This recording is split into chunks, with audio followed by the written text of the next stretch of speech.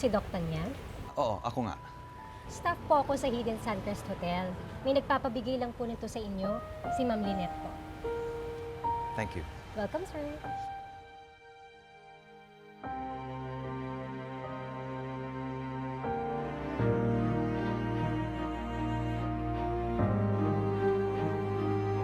RJ, sorry pero hindi kita masisipot.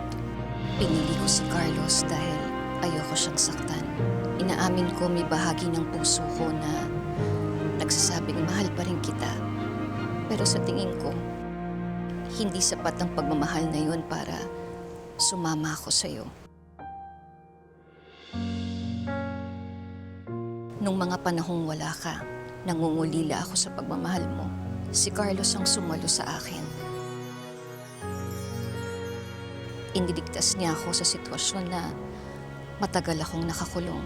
Pinaramdam niya sa akin ng pagmamahal na nararapat sa akin. Minahal niya ako sa paraang alam niya.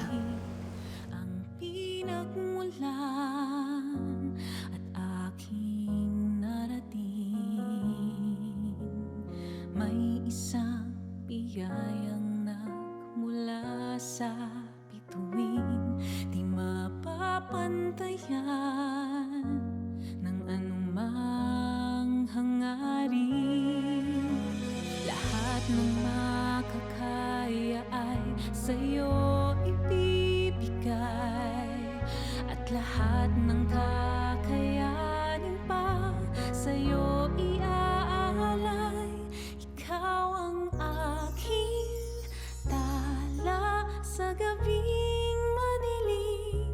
Ikaw ang bawat sana sa lahat ng hiling.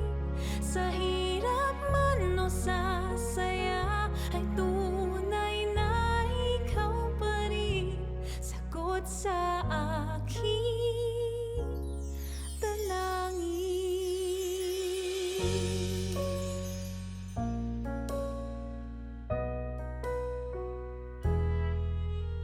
At saka ko na-realize na pwede pala akong mahalin. Na may tao pala na magpupuno ng lahat ng kulang sa akin. At si Carlos yun. At sa mga panahong yun, natutunan ko na ring mahalin si Carlos. Hindi ko siya kayang iwan.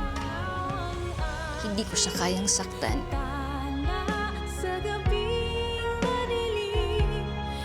Baka kailangan tanggapin na natin na hindi tayo para sa isa't isa, RJ.